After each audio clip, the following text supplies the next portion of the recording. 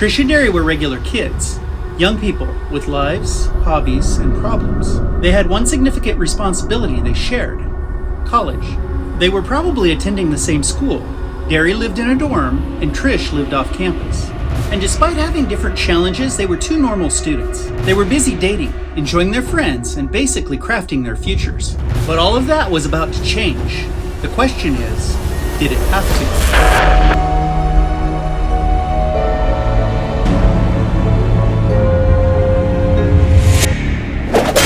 The Jenners were headed into a nightmare.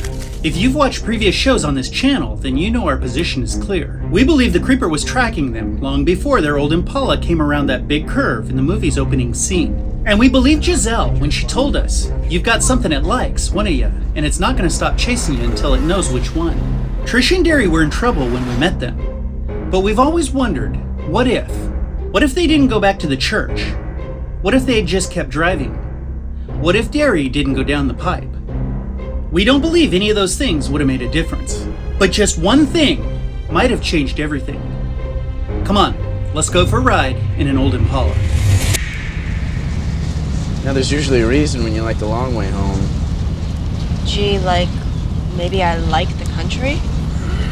Okay. We all have one thing in common. We wish we could go back in movie history and save Darry. If we could just reach into our screens and grab Darry by the shoulders and just shake him, and tell him how he should have navigated the rest of his fateful day, maybe we could have saved him. We could change movie history if we could just reach him before it all started. Despite our big hearts and universal goal, we all have different opinions about how to save Darry. What if? What if this had happened? Or what if Darry had done that instead? Each of us believes we know the path to Darry's freedom, if we could only tell him. We can't, but what if he could have been told by another?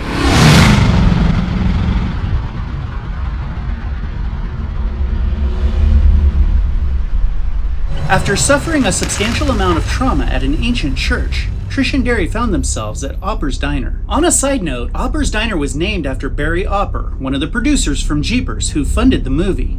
He's credited with trusting the process and not getting in the way of production. Trish and Darry went there to get help, and they found it. The authorities were called so they could report what they had witnessed, and 2 state police officers were dispatched. But that's not the only assistance they received. Unwanted assistants also found them. Jazelle Gay Hartman called them on the diner's payphone. They didn't ask for her help. It was imposed upon them. Jazelle told Trish and Darry that a monster was chasing them. She indicated it wasn't human, and flat out told Darry that he was headed for a fate so terrible he couldn't imagine it, even in his worst nightmare. But Jazelle gave Darry this information at the diner. Why is that significant? Because it was too late. He had already been inside one of the creeper's underground condos. Not only that, but he was in shock. He'd shut down, and his mind couldn't receive the information that Jazelle so desperately wanted him to hear. That brings Jazelle into the spotlight. Why did she wait so long to try and reach Darry and his sister? Trisha? Trisha and Darry, right? Jess, what are you doing here? Excuse me? Jazelle was a local psychic who helped the Poho County Sheriff's Department find missing persons. She even solved one case that we know of, according to Sergeant Tubbs. She was able to help because she was a witness. She wasn't an eyewitness, she was a dream witness. She saw visions in her dreams. But Jazelle's visions weren't images of the past. She dreamed about future events, and more importantly, she saw people losing their lives before it happened. We know her talent was real because she knew exactly what was going to happen to Darry. As a matter of fact, she knew more than she was willing to tell the Jenners. After all, how do you tell someone when they're going to lose their life, and how it's going to happen? She did her best to help, but at the end, the effort she put into it was pointless. She had information that could have saved Darry's life, but she wasn't able to use it to make a difference. We aren't able to reach through our screens and help Darry make better decisions, but what if we were able to reach Jazelle? What advice would we give her to help her change the Jenners' future? You know who it wants. Now, there's one important piece of the puzzle that we must define. When did Jazelle dream about Darry losing his life? Jazelle knew Darry saw bodies in the basement of a decayed church. And when she dreamed about the future. So it would stand to reason that she received her visions prior to the Jenners returning to the old church. But she received visions prior to that. How do we know? She saw the creeper's truck attack Trish and Darry. She saw the license plate and she knew the truck was being used to scare them. So, If we piece this all together, it means Jazelle received her vision about Trish and Darry before they ever entered the opening scene of Jeepers Creepers. And that means she could have been more effective. But how? Is it possible Jazelle could have reached the siblings in person sooner? Gotta get you out of here. Come on, I said! We knew she eventually did catch up with them at the sheriff's station, but what if she would have approached them sooner? Could she have made a difference?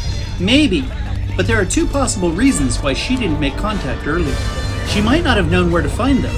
When she met the kids at the sheriff's station, she asked if they had seen the catch yet. So the order of the pieces of her visions wasn't perfect. As a matter of fact, she even said that sometimes pieces are missing. So maybe she didn't know where they were or how to find them. And we also don't know how far away Jazelle was. She was known as a resident psychic, but she also told Trish and Darry that she'd come a very long way to see them. So it's likely she was too far away to reach them any sooner than she did. But that doesn't mean there wasn't a set of circumstances that would have allowed Jazelle to help Trish and Darry.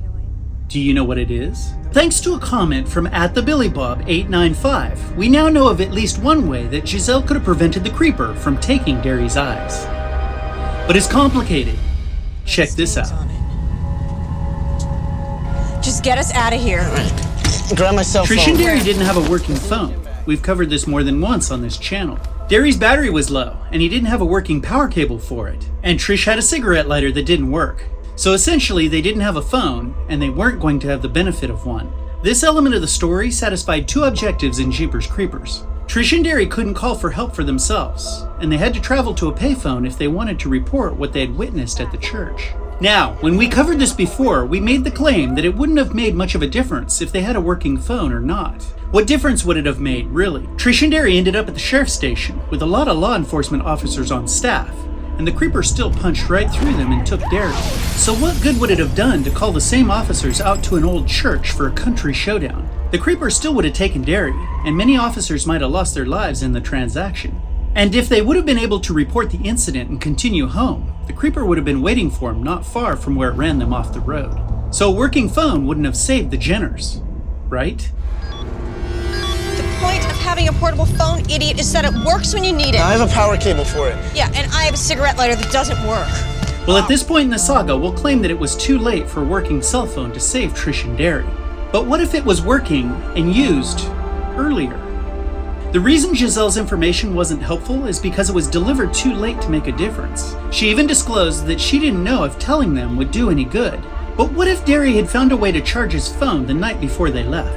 Jazelle would have received her vision of the Jenners prior to the events of Jeepers Creepers, and very likely even before they left for home.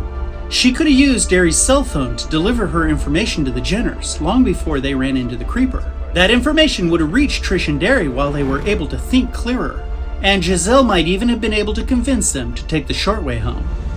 Trisha, why are you driving home for spring break with your brat brother and not heading off somewhere with that nice Mr. Poli-Sci track team guy? Now, some will say that Jazelle wouldn't have had Darry's number. That's true.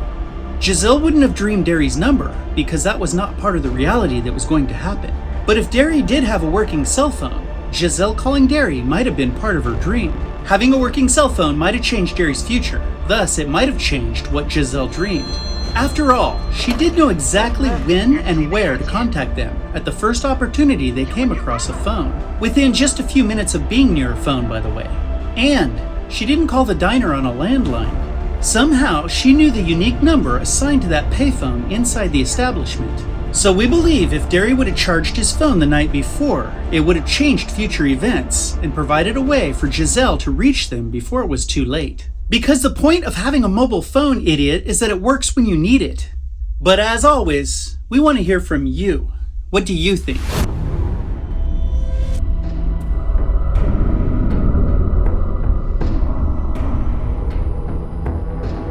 One parting thought for you to contemplate.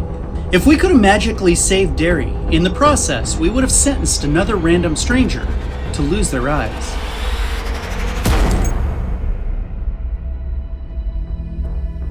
Did you enjoy today's content? If so, sub up so you don't miss another one. We're hoping to reach 100,000 subscribers by the end of this year. Like, subscribe, comment, share, and until next time, we'll see you.